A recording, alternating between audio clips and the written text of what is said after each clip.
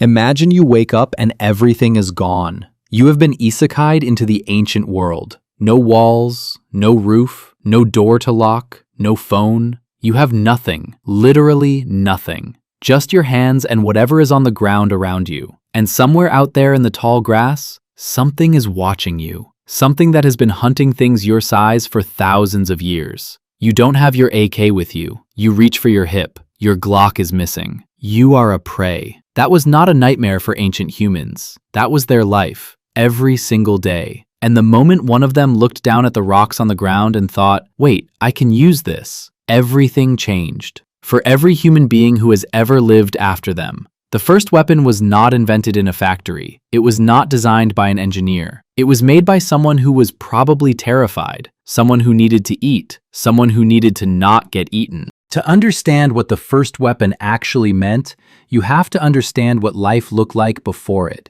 Go back 3 million years.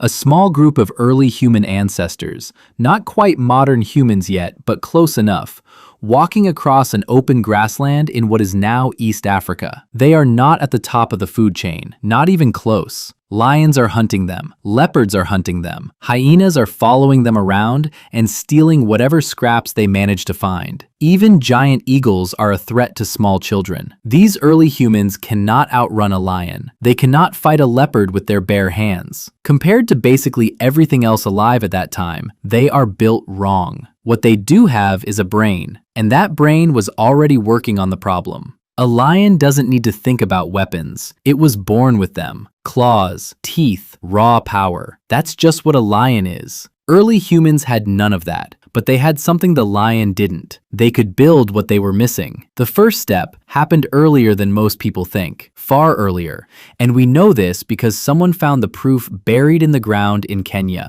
In 2015, archaeologists digging near Lake Turkana in Kenya hit something that completely stopped them. Stone tools. Not just any stone tools, the oldest ones ever found, dated to around 3.3 million years ago. These weren't sharp blades, not spears, not arrowheads. They were simple rocks, but rocks that had been deliberately hit against each other to create a sharp edge. The process is called knapping. You hold one rock, strike it with another at the right angle, and a flake snaps off. That flake has an edge sharper than anything your bare hands could ever produce. And the people who made them? Not even fully modern humans. Scientists think they were a species called Australopithecus, an earlier ancestor, walked upright but had a smaller brain than us, which tells you something important. You don't need a massive brain to make a tool. You need observation, patience, and the ability to look at a rock and see not what it is, but what it could be. These first tools weren't exactly weapons. They were used for cutting, scraping meat off bones, cracking open bones to get to the marrow inside. Because at this point, these early humans weren't hunters. They were scavengers. They let the lions and leopards do the killing, waited for them to finish, then moved in on the leftovers. Not exactly a flex, but it kept them alive. The sharp rock let them get to the parts of the carcass the big predators left behind faster and better than any other animal could. They weren't the hunters yet, but they were learning. And the next move, the one that finally flipped the script, took another million years to pull off. When they did, early humans stopped being prey. About 1.76 million years ago, something new showed up, the hand axe. This was a different level from the earlier flaked stones. A hand axe wasn't just one chip knocked off. Dozens of chips removed, carefully from both sides,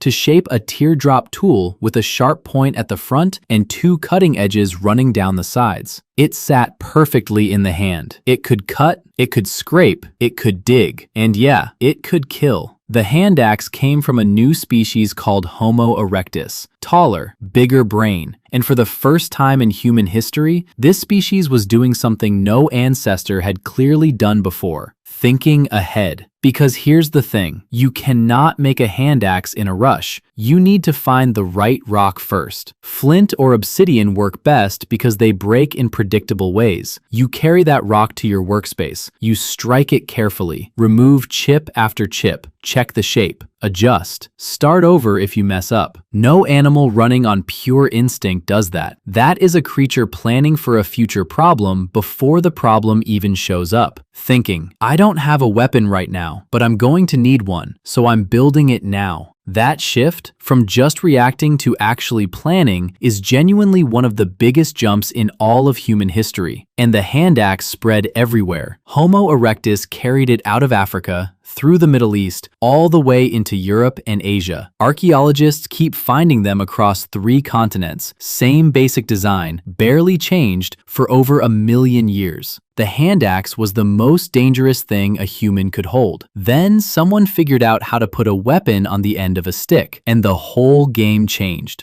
Here's the thing about a hand axe that nobody talks about. To use it, you have to get close. Close enough to touch the animal, which means close enough for the animal to touch you back. Hunting something large with a hand axe meant stepping into arm's reach of something that could trample you, gore you, or just bite your face off. Not a great trade. The spear fixed that completely. Now you're standing 10 meters away. You can launch the weapon before the animal even registers you're there. The oldest wooden spears we've actually found came out of Germany in 1995 at a site called Schöningen, about 300,000 years old, and they are not primitive. They're made from spruce wood, roughly 2 meters long, weighted toward the front, exactly like a modern javelin. Whoever made these understood that a front-heavy spear flies straighter and hits harder. That's physics. Ancient humans were doing physics. Stone spear tips go back even further, around 500,000 years. Too small to hold in the hand, but exactly the right size to tie onto the end of a shaft. And tying them on was not as simple as it sounds. You needed something to bind it with. You needed adhesive. Ancient humans actually used birch tar, made by heating birch bark, to glue the tip in place before wrapping it. You needed the right angle, the right tension, the right knot. That is engineering. Low tech, yes, but real engineering. Someone sat down, identified a problem, how do I kill something from far away before it kills me, and built a solution from scratch. The spear turned early humans from scavengers eating scraps into actual hunters. Now they could take down animals way bigger than themselves. Horses, deer, aurochs, ancient cattle that were literally twice the size of modern ones. They were no longer waiting for the lions to finish. They were eating before the lions even showed up. But the spear had one flaw. You throw it, you lose it. And if the animal charges before you grab another one, you're cooked. So early humans kept thinking. And what they came up with next is honestly kind of insane for how long ago it happened. The bow and arrow might be the most underrated invention in human history. Think about what it actually does. You take a flexible piece of wood, string it end to end, bending it into a curve, pull back with an arrow against the string, and you are storing energy. Literally bending the wood, building tension, loading potential force into the weapon. Release. And all of that stored energy fires instantly into the arrow. The result flies faster than a thrown spear, can be aimed with real precision, can be fired again and again without chasing after it, and you can carry dozens of arrows at once. The oldest evidence we have of bow and arrow use comes from South Africa. Arrow tips found at a cave called Sibudu, dating back around 64,000 years. Some researchers think it goes back even further, maybe 70,000 years. Sit with that for a second. People were running bows and arrows 64,000 years ago. Hunting completely changed. Animals that were basically impossible to chase on foot, fast, jumpy things like gazelle and deer, suddenly became catchable. Birds mid-flight, fish near the surface. But the bow did something beyond hunting. It changed war. Because a weapon that lets you hit a target accurately from a distance, faster than they can close the gap, is not only useful against animals. And that's exactly where this story goes next. The part nobody planned. The part that was basically inevitable once weapons got good enough. Weapons built to hunt animals got pointed at people. For a long time, people assumed ancient humans mostly kept to themselves. Small groups, big landscapes, not a lot of contact. The evidence doesn't really support that anymore. At a site called Nataruk in Kenya,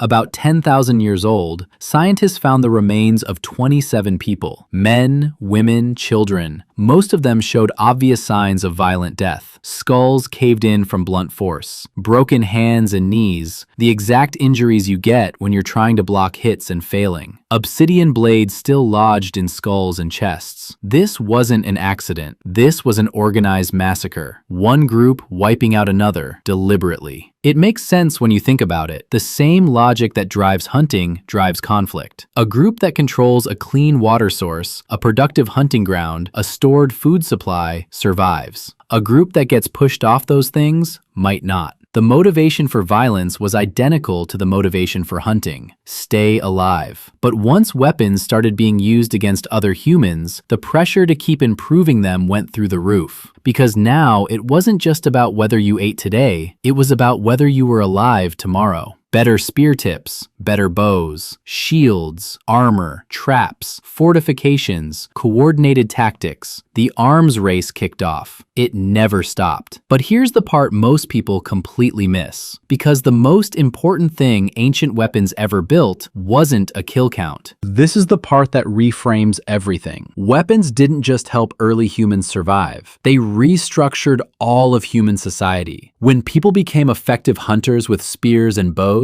the food supply jumped dramatically. More food meant more people could live in one place. Groups grew bigger, and bigger groups created a problem nobody had to deal with before: complexity. You can't run a group of 200 people the same way you run a group of 20. You need structure, roles, leadership. Some people hunt, some people make weapons, some people cook, some people handle children, some people lead. And right there, weapons making itself became one of the first professional jobs in human history. Making a quality bow or a precision flint tip took years of practice. Not everyone could do it well, so certain people specialized in it. The first craftspeople, the first experts. And those craftspeople needed materials: flint from specific rock deposits, the right wood for shafts, animal sinew for bowstrings, birch tar for adhesive. Getting those materials meant trading. One group had flint, another had the right wood. They started exchanging. And trade routes, the very foundation of all human commerce, began to form. Weapons built trade. Trade built connections between distant groups. Connections spread ideas, language, culture. Follow it all the way back, and the sharpened rock one terrified ancestor picked up 3.3 million years ago in Kenya starts to look like the first link in an impossibly long chain. A chain that eventually leads to cities, writing, civilization. All of it started because someone needed to not get eaten.